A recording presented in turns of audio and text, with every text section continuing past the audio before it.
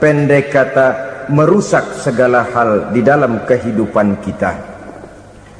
Jauhilah olehmu 7 macam perkara yang merusak. Yang pertama, asyirku billah, menyekutukan Allah subhanahu wa ta'ala. Agama dimulai dari keyakinan, maka kehancuran agama selalu dimulai dari kehancuran keyakinan, iman atau akidah yang dimiliki oleh seseorang. Dan untuk menghancurkan nilai-nilai iman yang kita miliki ini, orang rasanya tidak akan menghantam kita dengan peluru kendali. Orang tidak akan mengirimkan nuklir ke sini. Orang tidak juga akan mengirimkan satuan militernya ke sini.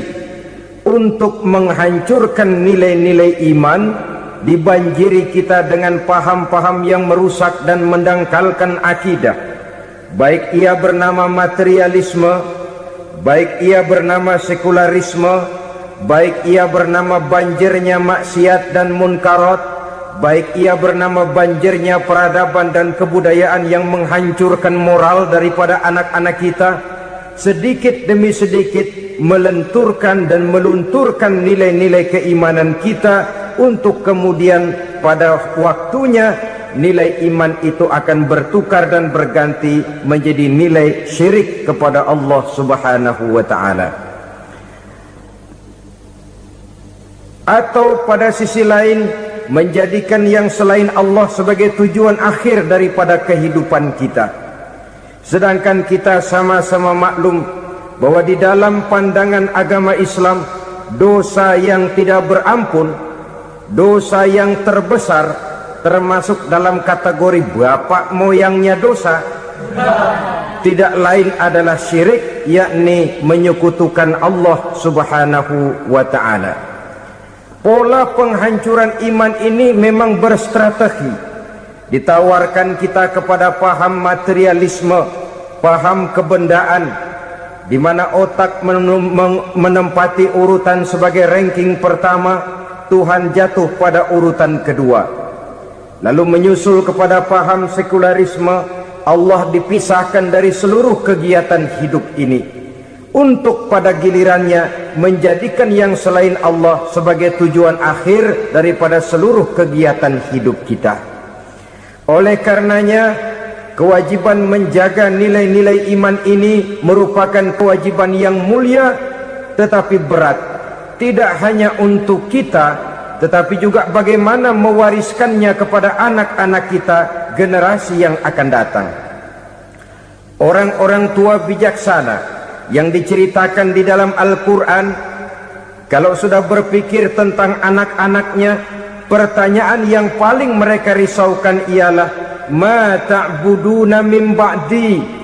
Anakku, kalau pada satu saat aku, ayahmu sudah tidak ada lagi di dunia ini, meninggalkan kamu semua, ma ta'buduna min ba'di, apa yang akan kamu sembah nak?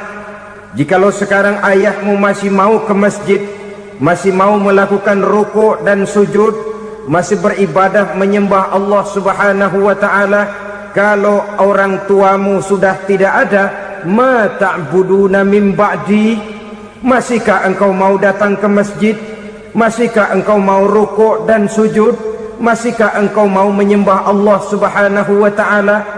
Pertanyaan ini yang dipikirkan oleh Nabi Yakub kepada putra-putranya. Pertanyaan ini yang diteruskan oleh Nabi Ibrahim kepada anak-anaknya. Pertanyaan ini yang diwariskan oleh generasi ulama salafus saleh kepada para generasi berikutnya. Bagaimana kita generasi sekarang? Kita orang-orang tua sekarang bukan berfikir ma ta'buduna min ba'di, malah yang kita fikirkan ma ta'kuluna min ba'di. Kalau bapak tidak ada nanti kamu makan apa nak? Perkara kamu nyembah apa, urusan nomor 18. Yang penting kamu nanti hidup bisa makan nak. Maka kita sibuk mewariskan harta kepada anak-anak kita. Kita sibuk mewariskan kebun dan tanah kepada anak-anak kita. Kita sibuk mewariskan pabrik kepada anak-anak kita. sementara kita lupa mewariskan intan yang paling mahal, mewariskan mutiara yang paling berharga, yaitu nilai iman kepada Allah Subhanahu wa ta'ala. Alangkah baiknya apabila warisan harta, warisan tanah dan kebun, warisan rumah dan pabrik didasari lebih dahulu dengan mewariskan nilai iman kepada Allah Subhanahu wa ta'ala. Sebagai orang-orang tua, kita boleh bersedih kalau anak kita tidak mengerti komputer. Kita boleh bersedih kalau anak kita tidak mengerti matematika. Kita boleh bersedih kalau anak kita tidak mengerti bahasa Inggris. Tapi sewajarnya lebih bersedihlah kita orang tua jikalau mempunyai anak yang tidak kenal Allah sebagai Tuhannya, yang kemudian tidak mau rukuk dan sujud kepada Allah Tuhannya. Itulah kemalangan yang paling malang bila kita meninggalkan generasi yang tidak bertauhid kepada Allah Subhanahu wa ta'ala. Betapapun anak kita tidak ngerti komputer, saudara, paling-paling kerugiannya cuma kerugian dunia. Masuk dia ke alam barzakh, munkar nakir tidak akan sempat tanya kau belajar komputer apa tidak. Kumpul dia di padang mahsyar, malaikat juga tidak akan tanya matematikamu nilainya berapa. Yang ditanya kau kenal Allah, kau rukuk dan sujud kepadanya, kau pernah datang ke masjid. Oleh karena itu sekali lagi, menjaga nilai iman tidak hanya untuk kita, tetapi juga mewariskannya kepada anak-anak kita, generasi yang akan datang. Sungguh kemalangan yang paling besar apabila kita meninggalkan anak-anak kita. Mereka kita tinggalkan lemah ekonominya, itu tidak baik. Mereka kita tinggalkan lemah otaknya, itu pun akan membuat mereka tertinggal oleh yang lain.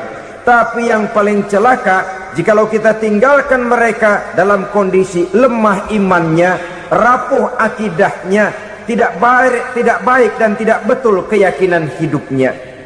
Oleh karena itu Nabi berpesan, jauhilah 7 perkara yang merusak. Yang pertama, syirik kepada Allah Subhanahu wa ta'ala, menyekutukan Allah baik dalam ucapan, dalam keyakinan ataupun dalam perbuatan. Ini perkara pertama yang termasuk 7 perusak besar di dalam kehidupan. Kalau sudah jatuh kita ke lembah syirik, bagaimanapun banyak kebaikan yang kita kerjakan, berjiwa sosial, bertangan pemurah, gemar menolong orang lain, kalau memang dasarnya syirik, maka seluruh kebaikan kita akan hancur, tidak akan ada nilainya dalam pandangan Allah Subhanahu wa ta'ala. Dalam pandangan manusia mungkin kita dicatat sebagai orang sosial, gemar menolong orang lain, tidak berpangku tangan melihat orang yang mendapat kesulitan.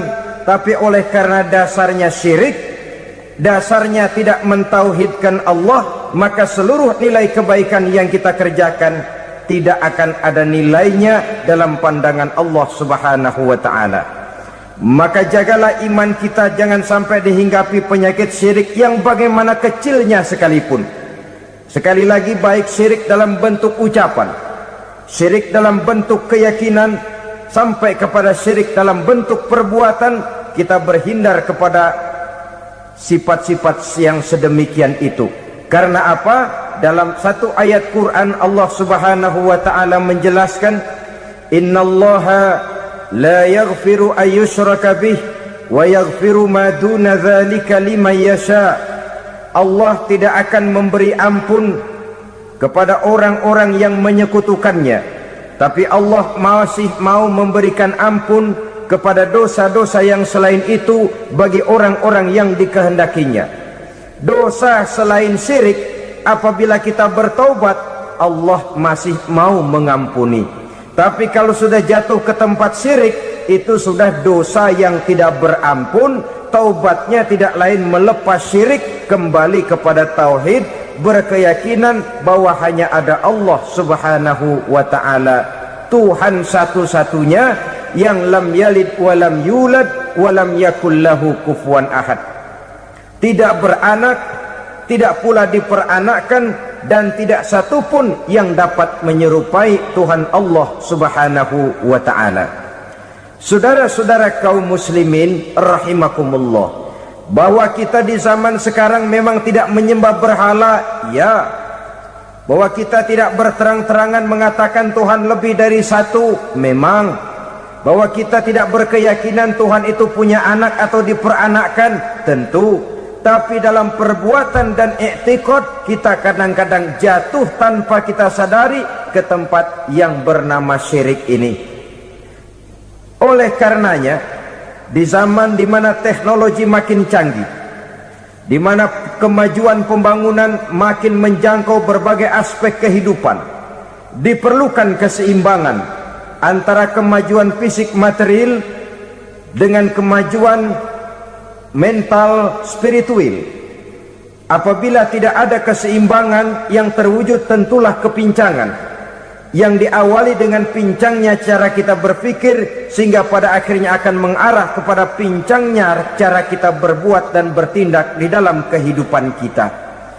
Oleh karena itu Nabi berpesan, jauhilah sifat syirik, karena syirik merupakan dosa yang teramat besar. Ini sifat merusak yang pertama. Yang kedua, kata Nabi, wasihra, jauhilah sihir. Sihir ini juga termasuk perkara yang merusak kehidupan. Kita semua sama-sama maklum bahwa sihir sebenarnya bukan persoalan baru. Sejak sebelum datang Islam, sihir itu sudah ada. Di zaman Yunani kuno sihir ada, di zaman Mesir kuno, di zaman Cina kuno, dan yang lain-lain yang serba kuno, sihir itu sudah ada. Bahkan para nabi pun, para rasul yang diutus oleh Allah Subhanahu wa ta'ala, senantiasa berhadapan dengan ahli-ahli sihir untuk menguji kebenaran dari misi yang mereka bawa. Sihir adalah perbuatan di luar kebiasaan yang bisa dikerjakan oleh ahlinya dengan bantuan jin atau setan. Hukum mempelajari sihir adalah haram, mengamalkannya lebih haram lagi. Sebab itu saudara-saudara, sihir merupakan perbuatan merusak yang harus kita jauhi. Ciri-ciri daripada perbuatan sihir, pertama, ia mengandung tipuan, bayangan khayal. Di zaman Nabi Musa misalnya, orang melihat tambang-tambang itu seperti ular. Nabi Musa melayangkan tongkatnya menjadi ular-ular besar yang memakan ular-ular kecil ciptaan tukang-tukang sihir Fir'aun tadi. Lalu sihir bisa terjadi dengan bantuan jin kafir atau setan. Kemudian ciri yang ketiga, sifatnya halus dan tersembunyi.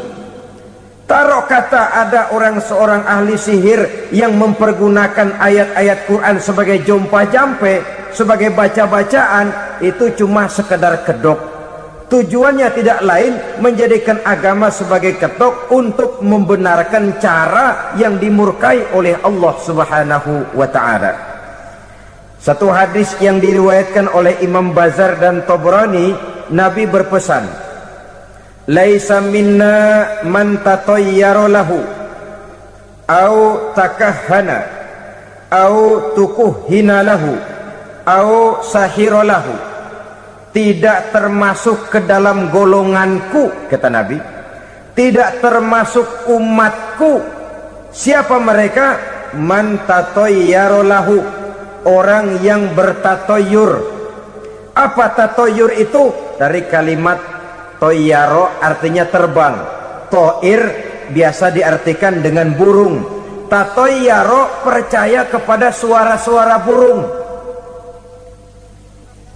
Man tatoyaro lahu, mempercayai, meyakini dengan benar-benar kepada suara beburungan. Kan suka ada itu, nah bunyi burung tuh, maling liwat. Maling liwat. Burung bunyi, maling liwat. Itu termasuk tatoyaro lahu, percaya kepada suara burung. Kan aneh kalau suara orang nggak dipercaya, suara burung malah dipercaya. Ada ustadz ceramah, kiai ngaji, nggak mau didengerin, burung dengerin benar.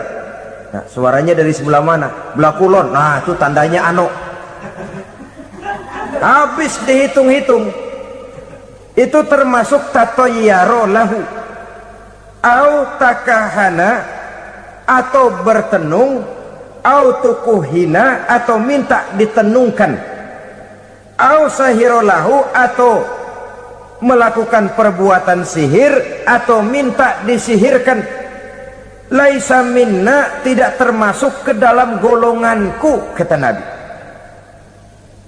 Sehingga dengan demikian saudara-saudara, menghadapi sihir dengan sihir sekalipun termasuk perbuatan yang tidak diajarkan oleh agama. Kita kan mempelajari sihir untuk jaga diri, tidak apa-apa.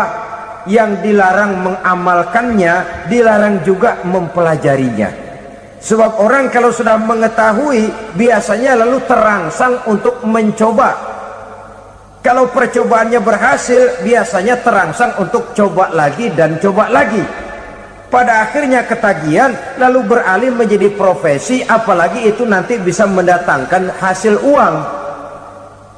Saudara-saudara kaum muslimin rahimakumullah, kita manusia makhluk nyata, kita hidup di alam nyata, terikat oleh sunnatullah, kausaliti.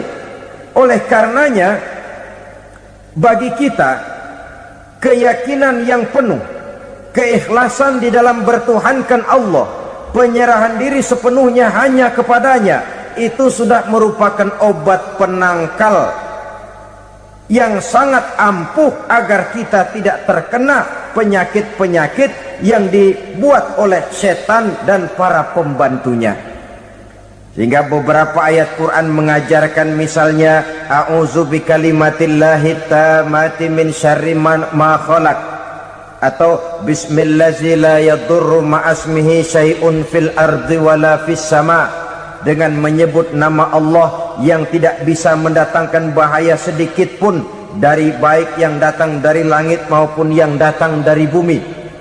Jiwa yang kosong dari keyakinan yang penuh kepada Allah, jiwa yang penuh was-was dan ragu-ragu, itu yang mudah terserang oleh penyakit-penyakit yang dikerjakan oleh para tukang-tukang sihir, yaitu oleh setan dan seluruh para pembantunya.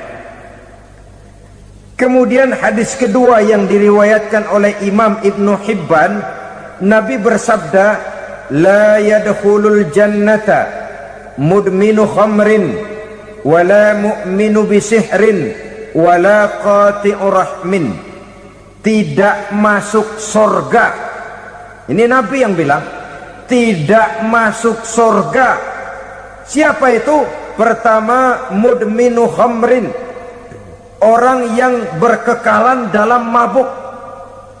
Selalu mudminun itu sudah menjadi perbuatan rutinnya, tidak kapok-kapoknya, teler seumur hidup. Mudminu khamrin, tidak masuk surga orang yang selalu bermabuk-mabukan. Yang kedua, wala mu'minu bisihrin, orang mukmin tapi main sihir. Ini juga oleh Nabi diperingatkan, tidak akan masuk surga orang mukmin tapi suka main sihir. Wala qati'u rahmin, dan tidak juga orang yang memutuskan silaturahmi. Tiga macam manusia yang diperingatkan Nabi tidak akan masuk surga: orang yang selalu mabuk, orang mukmin yang main sihir, dan orang yang memutuskan silaturahmi. Saudara-saudara kaum muslimin rahimakumullah. Lalu orang berkata, kenapa dilarang kita bersihir? Padahal Rasul sendiri kan punya mukjizat. Nah, kita memang harus membedakan antara mukjizat dengan sihir. Dalam kehidupan agama kita kenal ada yang namanya mukjizat, ada yang namanya karomah atau keramat biasa diucapkan, ada yang namanya maunah, ada yang namanya irhas, ada juga yang namanya sihir. Kesemuanya ini berbeda, saudara-saudara. Yang dinamakan mukjizat itu khusus untuk para rasul saja. Satu kejadian luar biasa yang terjadi dilakukan oleh rasul atas izin dari Allah Subhanahu wa taala. Perbedaannya dengan sihir jelas. Sihir dari setan, mukjizat dari Allah. Sihir bisa dipelajari, mukjizat tidak. Sihir umumnya untuk maksud-maksud yang tidak baik, sedangkan mukjizat untuk memperkuat kebenaran yang disampaikan oleh para rasul dan ditentang oleh umatnya. Bahkan kafir Quraisy dahulu menganggap orang-orang ahli sihir itu berada dalam satu posisi yang hina, sehingga mereka mengatakan Nabi Muhammad dan menuduh Nabi Muhammad sebagai tukang sihir. Tuduhan sebagai tukang sihir adalah tuduhan yang sangat aib dan hina. Di tengah masyarakat kufar jahiliyah, kedudukan tukang sihir dipandang sebagai kedudukan yang hina, sehingga mereka mengejek Nabi dengan sebutan tukang sihir. Jadi mukjizat hanya untuk Rasul saja. Kemudian karomah. Karomah ini asal kata dari karoma, kehormatan, kemuliaan yang diberikan Allah kepada hamba-hambanya yang rajin mendekatkan diri kepadanya. Oleh karena ketekunannya melaksanakan ibadah, Allah memberikan keistimewaan kepada orang itu, yang dengan keistimewaannya dia bisa mengerjakan yang tidak bisa dikerjakan oleh orang lain. Karomah hanya bisa dicapai dengan prestasi ibadah. Kalau sihir, mau ibadah apa enggak, asal dia belajar, bersatu dan berteman dengan setan, memenuhi persyaratan-persyaratan setan, biasanya lalu bisa. Sedangkan karomah tidak mungkin terwujud tanpa orang mendekatkan diri sedekat-dekatnya kepada Allah Subhanahu wa ta'ala. Maka kita lihat biasanya orang-orang yang punya ilmu sihir, mukanya rata-rata nggak enak dilihat.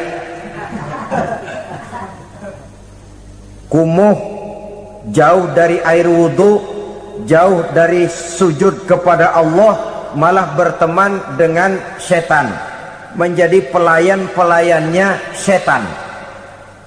Saudara-saudara, adapun maunah, keistimewaan yang diberikan Allah kepada hamba-hambanya yang belum sampai kepada tingkat wali, tapi orang itu lebih banyak kebaikannya daripada kesalahannya. Umpamanya, saudara jalan bertiga di pinggir jalan, saudara ada pada posisi di tengah, lalu bertiga ini ketabrak mobil. Menurut perhitungan saudara mati lebih dahulu. Tapi terjadi hal yang aneh, dua teman saudara mati, saudara malah cuma luka dan lecet sedikit saja. Apa itu? Kalau kita lebih banyak kebaikannya daripada kesalahannya, itu yang dinamakan maunah, pertolongan yang diberikan Allah kepada hamba-hambanya yang lebih banyak kebaikannya daripada kesalahannya. Sedangkan yang dinamakan irhas, kejadian luar biasa pada diri seseorang pada waktu dia masih kecil, yang menunjukkan tanda-tanda keistimewaannya. Itu umumnya pada para nabi pada usia kecilnya sudah ada irhas, tanda-tanda istimewa. Jelas baik mukjizat, karomah, maunah maupun irhas berbeda dengan sihir. Sihir ini jelas saja merupakan bantuan dan persekutuan antara manusia dengan setan. Padahal setan, kata Allah dalam Al-Quran, innahu lakum aduwwum mubin, sesungguhnya setan bagi kamu adalah musuh yang sangat jelas. Saudara-saudara kaum muslimin rahimakumullah, di zaman sekarang dalam menghadapi beban kehidupan yang makin pelik, menghadapi stres yang tidak kunjung selesai, menghadapi persoalan-persoalan yang teramat berat, orang sering mencari jalan keluar kepada hal-hal yang menurut pendapatnya bisa meringankan beban moralnya itu. Pergilah dia mencari sesuatu yang dapat meringankan bebannya. Dan tidak jarang yang jatuh ke pangkuan tukang-tukang tenung, ke pangkuan tukang-tukang sihir, yang mereka itu oleh Quran dijelaskan kadzabal munajjimun walau sodaku. Tukang-tukang tenung, tukang-tukang sihir, mereka itu bohong walaupun benar. Maksudnya bohong walaupun benar, artinya kalau yang mereka kerjakan benar, itu sih kebenaran. Benar dengan kebenaran itu lain. Kebenaran, kebetulan bisa, tapi tidak untuk selalu. Apalagi kalau itu sudah membahayakan kehidupan orang lain. Jadi oleh karena itu Nabi berpesan, jauhilah daripada sihir. Kalau sudah jauhilah dari sihir, artinya ya jauhilah daripada mempelajarinya, jauhilah daripada bergaul dengan orang-orang yang ahli di bidang itu, karena dari pergaulan segalanya bisa menular. Baiklah saudara, ini yang kedua. Yang ketiga pesan Nabi, wa qatlan nafsil lati harramallahu illa bil haq. Membunuh orang lain dengan cara yang tidak benar, membunuh orang yang diharamkan oleh Allah Subhanahu wa ta'ala untuk melakukannya kecuali dengan alasan yang benar. Kita tahu Islam adalah agama damai. Sesuai dengan namanya, ia tidak dikembangkan dengan pedang dan kekerasan. Ia dikembangkan dengan keteladanan dan tuntunan moral. Oleh karena Islam bukan agama kekerasan, Islam pun tidak mementingkan dan mengajarkan kekerasan kecuali dengan alasan yang benar dan bisa dipertanggungjawabkan. Membunuh dengan sengaja, menghilangkan nyawa orang lain tanpa alasan yang bisa dibenarkan adalah merupakan dosa besar dan satu di antara 7 perkara yang bisa mendatangkan kerusakan dalam kehidupan dan yang hendaknya harus kita jauhi. Saudara-saudara kaum muslimin rahimakumullah, beberapa waktu yang lalu di sebuah kota kecil yang indah bernama New Auckland. Saudara tahu New Auckland? Itu dari Gunung Kidul masih ngidul lagi. Pernah diadakan satu seminar yang membicarakan bagaimana menyelamatkan masyarakat manusia dari bahaya Perang Dunia Ketiga. Diperkirakan kalau terjadi Perang Dunia Ketiga, manusia tidak akan tersisa. Sebab apa? Pada waktu itu cadangan nuklir yang dimiliki oleh bersama Amerika dan Rusia konon sudah sanggup memusnahkan 6 miliar manusia pada saat jumlah manusia baru 5 miliar. Jadi kelebihan nuklir dunia ini. Kalau terjadi Perang Dunia Ketiga, sulit manusia untuk tersisa. Maka dibahaslah di dalam seminar itu, wah, supaya tidak terjadi Perang Dunia Ketiga, maka perlombaan membuat senjata-senjata canggih, alat-alat pembunuh modern harus segera dibatasi. Dibahas, tidak mungkin kita membatasi perlombaan membuat senjata. Kenapa? Makin maju ilmu dan teknologi, makin canggih senjata yang ditemukan. Atom sudah meningkat menjadi nuklir, nuklir sudah meningkat menjadi neutron, dan kita tahu bom yang bernama neutron ini bom yang cukup membunuh tanpa perlu merusak. Artinya kalau dia diledakkan di kota kita ini, bangunan utuh, jembatan tidak ambruk, rumah-rumah tetap berdiri, tapi semua yang bernama hidup mati. Itu katanya lebih sopan dari bom atom. Sebab kalau si atom ini sudah membunuh, merusak pula. Neutron cukup membunuh saja tanpa perlu merusak.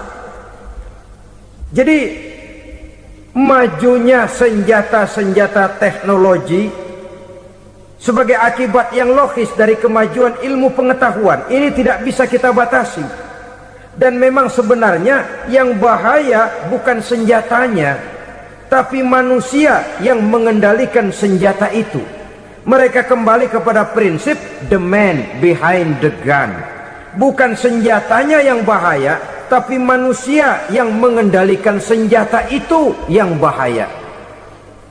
Walaupun senjatanya modern, katakanlah model M16 umpamanya, kalau yang mengendalikannya orang beriman, insya Allah aman. Tapi biar megang cuma senapan angin, kalau yang megang orang brutal, ngeri kita deket-deket. Apalagi kalau memang bukan ahlinya menggunakan senjata, bisa ngeker kaki kena jidat.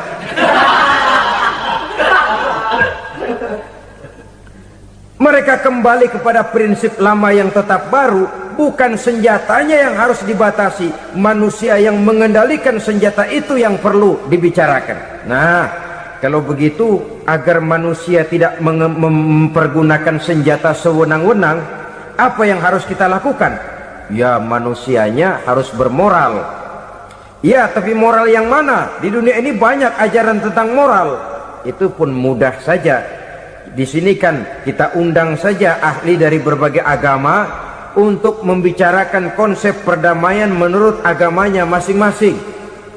Baik, setuju itu? Setuju. Maka tampillah para ahli agama, mereka kembali kepada prinsip moral daripada konsep yang terkandung di dalam ajaran agama untuk menegakkan perdamaian. Mula-mula naiklah ahli dari agama Hindu, dibacakan konsep perdamaian menurut ajaran agama Hindu, bahwa untuk damai manusia harus meninggalkan nafsu keduniaannya, menempuh samsara dan sebagainya untuk mencapai nirwana, menjauhi kemegahan dan kemewahan dunia. Ini lalu dibahas, rasanya juga tidak mungkin ini. Kemudian dari agama Nasrani, bahwa untuk damai manusia harus menciptakan sifat kasih sayang. Kalau ditampar pipi kiri, berikan pipi yang kanan. Kalau diberikan selendang, berikan baju. Nanti orang kasihan, lalu dia tidak akan nampar lagi. Ketika ini dibahas, ternyata rasanya pun tidak mungkin bisa diterima. Karena apa? Di zaman sekarang orang ditampar pipi kiri, dikasih pipi kanan. Bukan kasihan, gemes. Damai belum tentu, bonyok udah jelas. Lalu ketika dibacakan konsep perdamaian menurut Quran, di mana disampaikan ayat wa jazaa'u sayyi'atin sayyi'atun misluha faman afa wa aslaha fa ajruhu 'ala Allah. Balasan terhadap satu kejahatan adalah kejahatan yang seimbang, tetapi barang siapa yang memberi maaf dan mencari jalan damai, itulah yang terbaik dan akan mendapat pahala dari Allah Subhanahu wa ta'ala. Kamu tidak salah ditampar pipi kirimu, tampar lagi pipi kirinya sekeras dia menampar pipi kirimu. Nanti orang tidak mau menampar kita karena dia tahu kalau dia tampar kita, dia akan menderita tamparan sekeras dia menampar kita. Akan terjadilah prinsip saling hormat menghormati, tidak saling ganggu, tidak saling usil, tidak saling jahil. Atas dasar ini perdamaian bisa ditegakkan. Mereka bisa menerima konsep ini, tapi kemudian seminar ditutup tanpa satu keputusan resmi. Kenapa? Terus terang mereka kagum dengan konsep Islam, tapi sentimen lama terhadap nilai-nilai Islam telah menutup mata mereka untuk menerima kebenaran dari ajaran Al-Quranul Karim. Saudara-saudara kaum muslimin rahimakumullah, kembali kita kepada persoalan pokok. Roh adalah dari Allah, dia akan kembali kepada Allah, milik mutlak dari Allah. Tidak pantas kita merampasnya dari orang lain. Tidak wajar kita menghilangkannya tanpa alasan yang dibenarkan oleh agama. Di zaman sekarang, akibat persaingan hidup yang makin tajam, lapangan kerja yang makin sulit, tensi ekonomi yang makin tinggi, atau karena nilai moral yang makin rendah, atau juga karena rapuhnya pegangan orang kepada agama, nyawa rasanya sudah sedemikian murahnya. Berbagai kasus membuat berdiri bulu roma kita. Ada mayit, ada manusia dipotong 6, dicincang macam kambing. Ada yang dipotong 5, ada yang dipotong 13, dikardusin, dibuang ke tempat sampah. Inna lillahi wa inna ilaihi raji'un. Gejala apa ini? Kanibalisme. Manusia sudah demikian sadisnya, manusia sudah sedemikian buasnya, sehingga sesama manusia diperlakukan seperti hewan. Padahal hewan sendiri belum pernah macan makan macan, bagaimanapun buasnya macan. Belum pernah serigala memakan serigala, bagaimanapun brutalnya serigala. Tetapi manusia makan manusia di zaman sekarang kadang jadi kenyataan dalam kehidupan kita. Kadang persoalannya remeh saja, soal uang 200 perak, pisau bicara, nyawa melayang. Soal rokok sebatang, celurit bicara, nyawa melayang. Soal-soal yang sama sekali tidak prinsip, begitu mudah kita menghilangkan nyawa orang lain. Padahal Nabi pernah memperingatkan, apabila 2 orang muslim sudah berkelahi dan berbunuh-bunuhan, al-qatil wal maktul finnar, yang membunuh dan yang terbunuh dua-duanya neraka.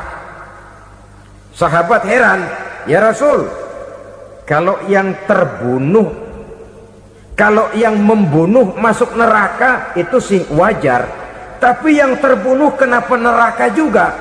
Beliau menjawab, dua-duanya sudah punya niat untuk saling membunuh. Niatnya itu yang diponten. Yang terbunuh cuman lagi apes aja, keduluan dia. Umpama tidak terbunuh, pasti dia yang akan membunuh. Oleh karenanya al-qatil wal maktul, yang membunuh dan yang dibunuh finnar, dua-duanya masuk ke dalam neraka.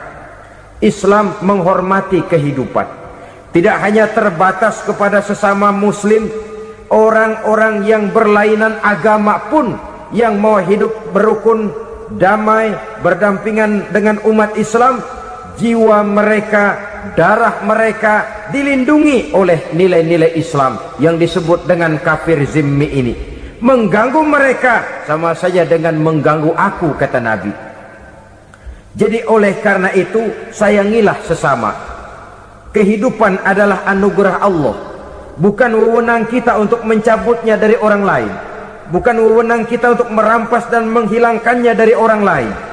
Apa yang tidak enak terjadi pada diri kita, begitu pula lah apabila terjadi pada diri orang lain. Sehingga Nabi mengatakan, la yu'minu ahadukum hatta yuhibba li akhihi ma yuhibbu li nafsihi. Belum dikatakan beriman seseorang kamu apabila dia belum mencintai saudaranya seperti ia mencintai dirinya sendiri.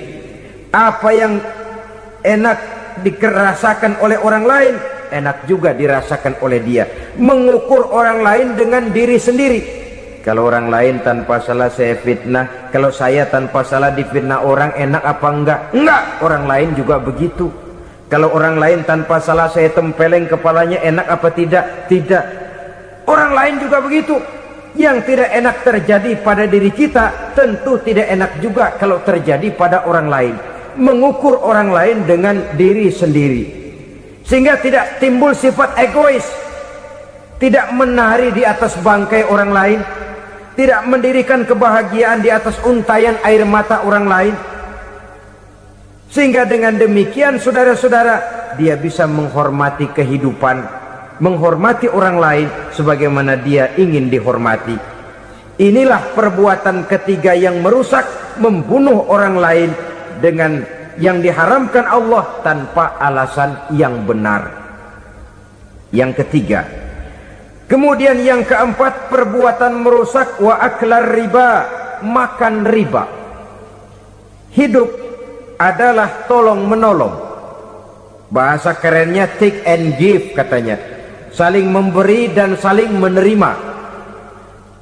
Nabi mengajarkan, man kuraba kurbatan min kurabid dunya karaballahu lahu kurbatan min kurabi yaumal qiyamah, wallahu fi aunil abdi madamal abdu fi auni akhihi.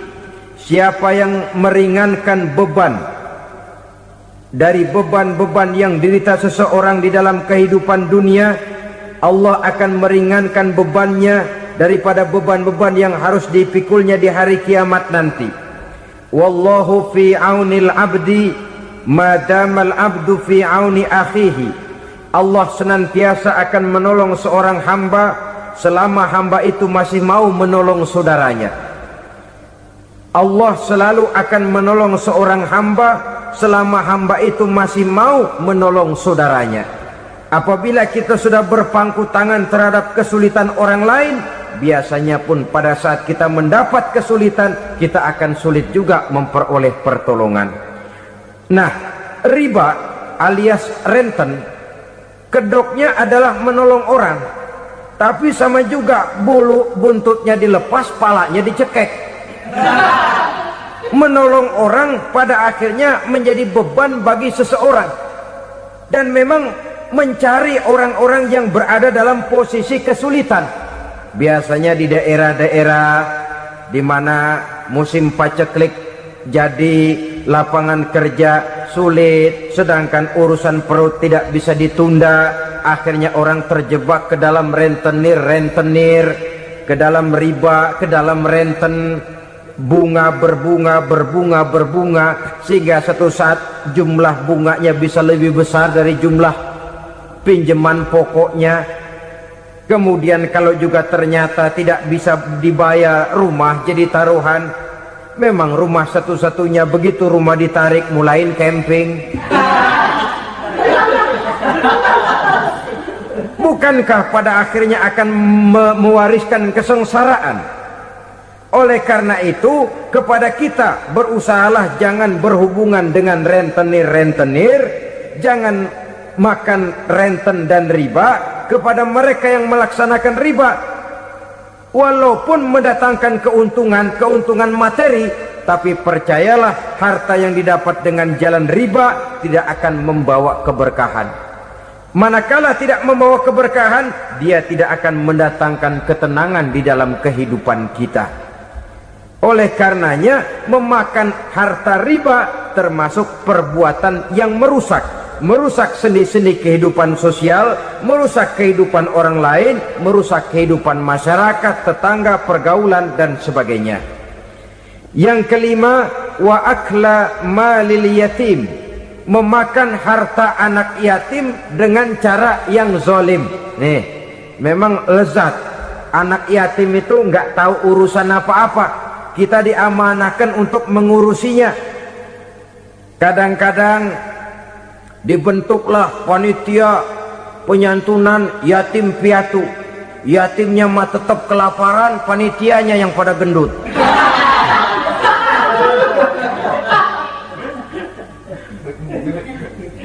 Padahal memakan harta anak yatim termasuk perbuatan dosa besar.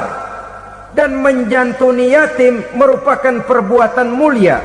Nabi mengatakan, ana wa kafilul yatim kahataini yaumal qiyamah.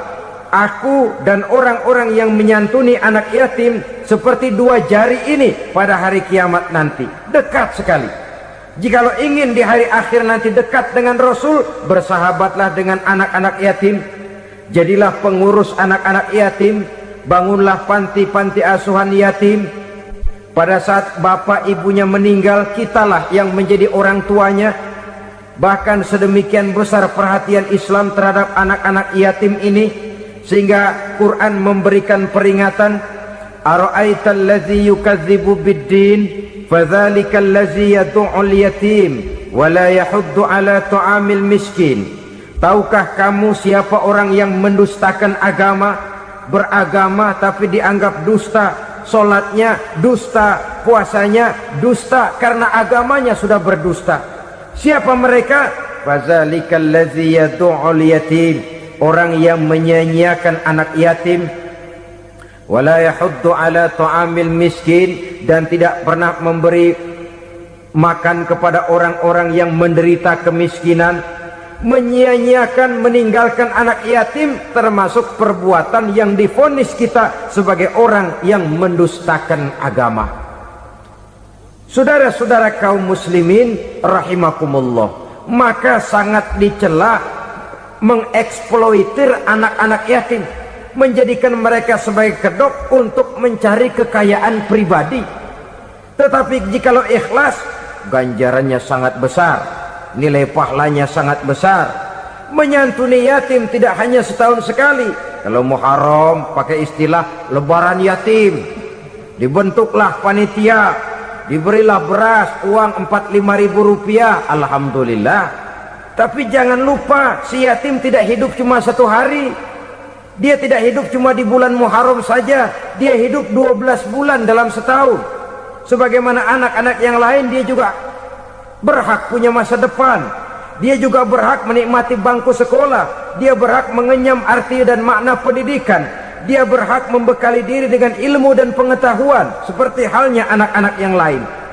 Maka kita yang diberikan keluasan oleh Allah, ingatlah itu, bersahabatlah dengan anak-anak yatim, santuni mereka. Perkara setahun sekali di bulan Muharram, alhamdulillah, itu bagus, bin Thayyib alias baik. Tapi tentu dan tentu, sekali lagi, si yatim tidak hanya hidup di bulan Muharram, dia hidup 12 bulan dalam setahun, 24 jam dan di dalam sehari. Oleh karenanya, menyia-nyiakan mereka pada saat posisi kita memang mampu akan memojokkan kita dalam satu posisi di mana